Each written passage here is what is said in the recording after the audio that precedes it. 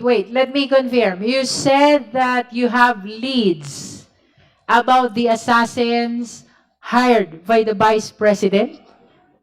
Yes, ma'am. Meron po kaming leads na mukhang talagang, at yun naman po yung findings na talagang may kinausap, kaya nga po nag-file ng kaso ng isa ng grave threat at inciting to sedition. Ano? And this is the assassin hired to kill the president, the first lady, and the former speaker, which we saw from her video. Yan po yung part ng aming ongoing case build-up and to solidify po kung ito yung individual talaga.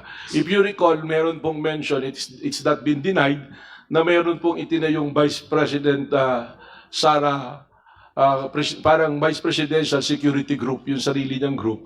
So, yun na lang, in general, we're looking on those individuals in the close associates of the Vice President.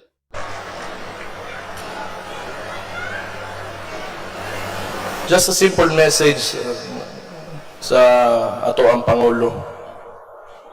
From now on, before you go to bed, think of the Romanovs. Think of Benito Mussolini and his wife. And think of what happened to you in 1986. And maybe you'll reconsider the direction that you are taking.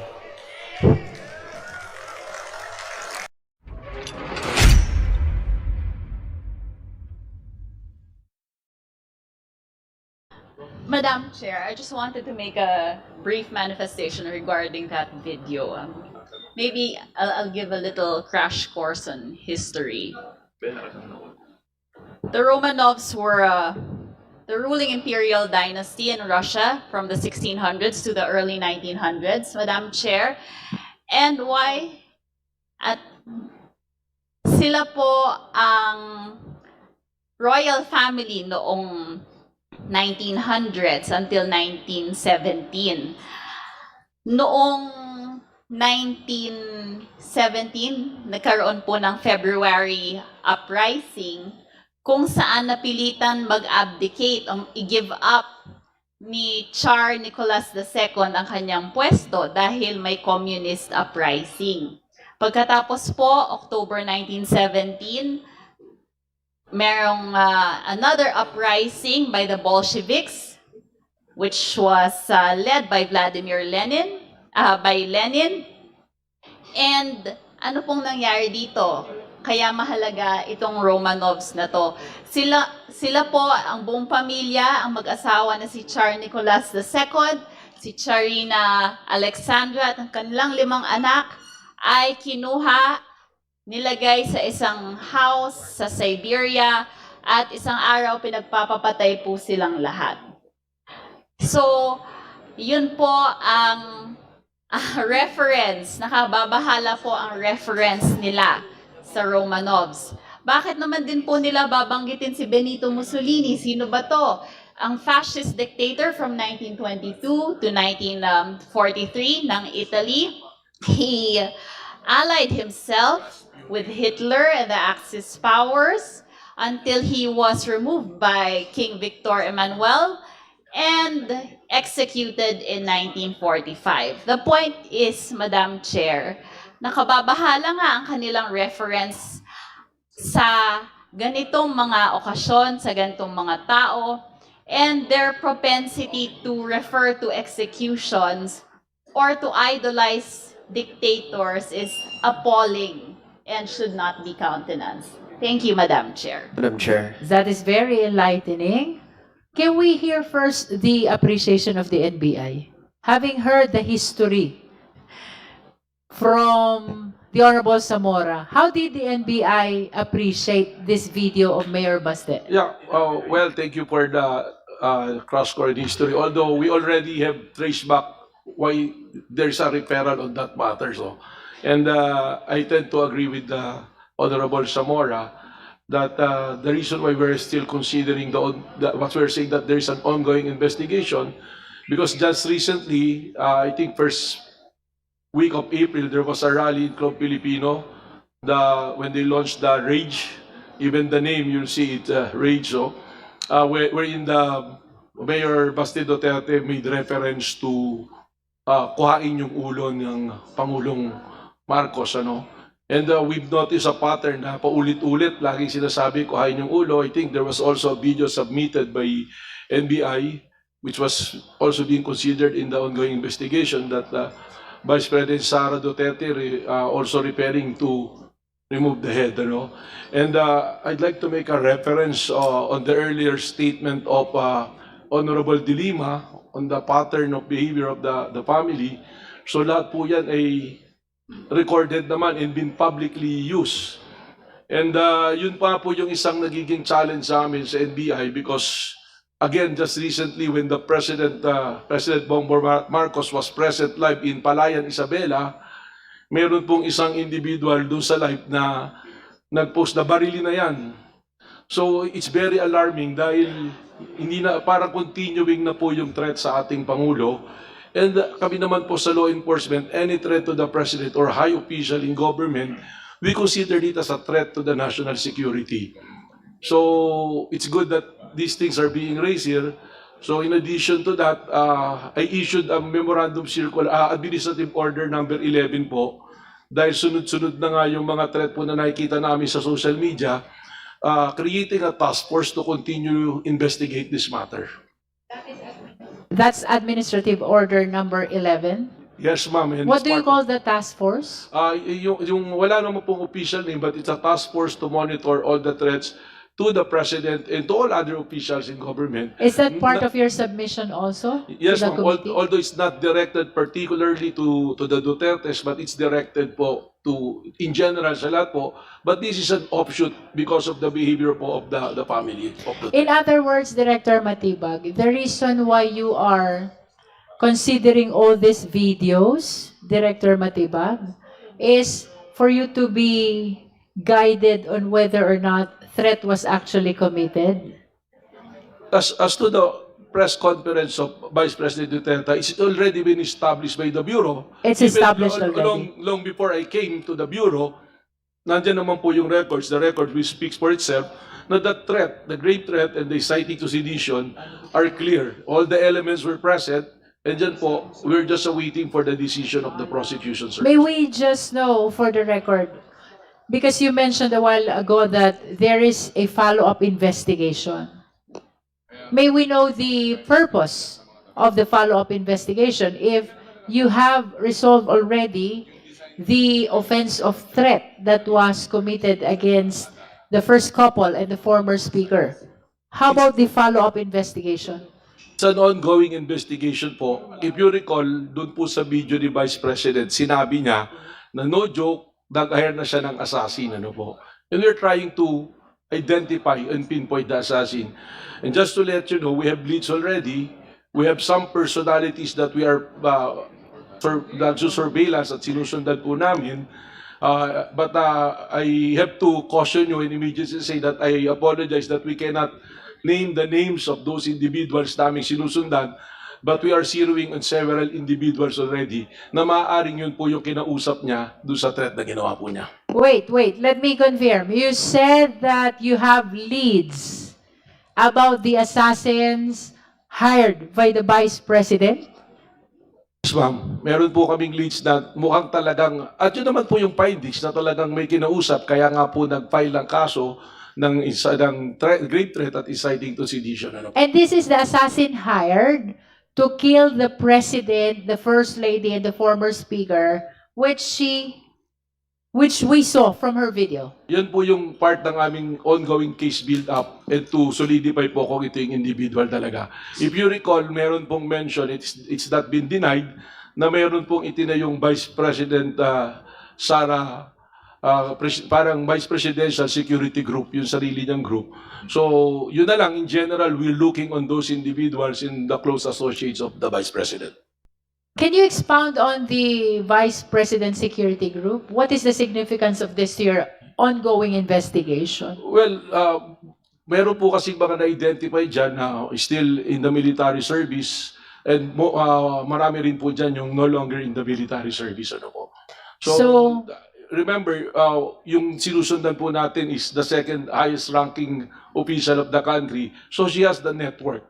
So, at kaya po kailangan nating sundang maigi at i-surveillance po yung mga nakakausap at mga kinausap po.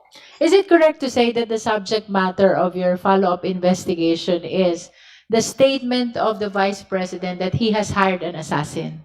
Yes po, doon po talaga yon dahil we considered it as a serious and actual threat to the life of the President, kaya kailangan po naming bantayan. And you consider the creation of the Vice President Security Group significant in the investigation of this having hired an assassin? Para sa amin po, yes, because it is very unusual to a Vice President. If you will look at the history of other Vice Presidents, hindi po ganun karami yung security group na nakabantay po sa kanila. When you say hindi po ganito karami, can you give us an idea how many security does the Vice President have in comparison with those Well, who serve as Vice Presidents? I'm not sure what is the number, but during the time of Vice President Lenny, I think it's not even more than 30. Pero dito po, hundreds po yung security na tinayo po nila. You are saying that during the time of Mayor Lenny, Vice President Lenny, around 30. That And is my recollection po. during the time of VP Sara, how many? Hundreds po ngayon yan yung na-identify dyan By hundreds? Is it 100, 200? More than this, I think it's ranging from 500 po. Nagbawas na lang po 500? yan Makikita nyo naman po yan, di ba, doon sa paggasta nun sa confidential fund na mention po yan So this is 30 versus 500? Is that what you're saying, Director Matibag? So this is unusual po. It's not usual do sa comparison. And we're looking back also as far as the other Vice President at that time. Madam Chair, I understand yung point po na ni-raise ni Honorable Joboy Aquino. However, we must also consider the other side of the coin.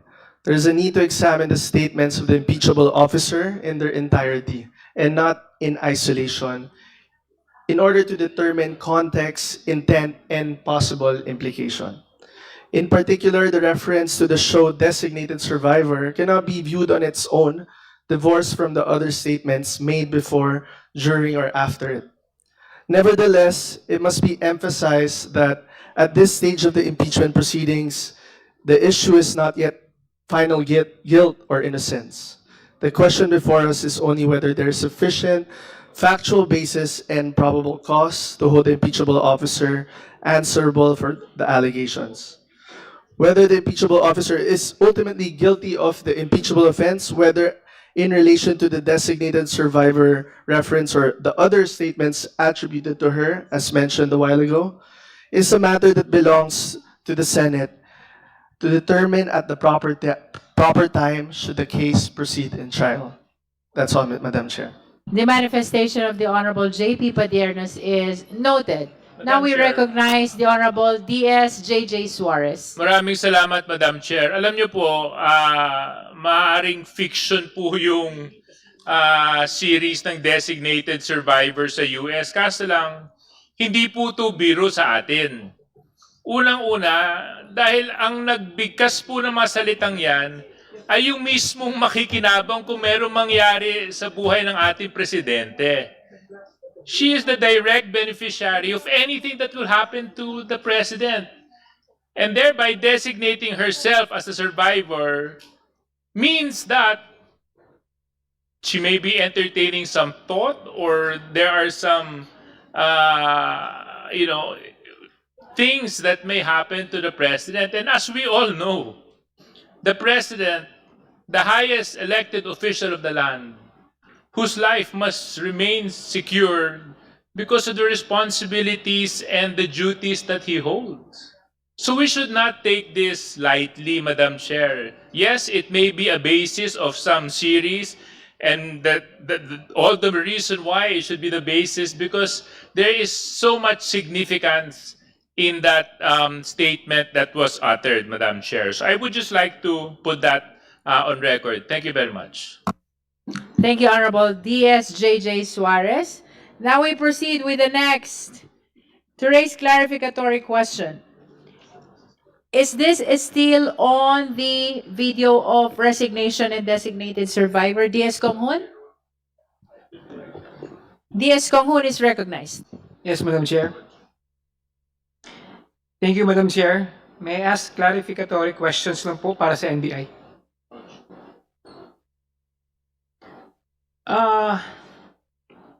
Base po sa Part 4, Paragraph 53 ng Affidavit of Investigation, sinabi dito na the statements made by the Vice President were brought about or motivated by the unpleasant circumstances that happened prior to November 23, 2024 press conference. She imagined the cutting of the president's head. She further claimed that her name was marred by Speaker Martin Romualdez, First Lady Lisa Marcos Araneta, and President Ferdinand Marcos Jr. Kinukumpirma niyo po ba ito? Yes, Your Honor.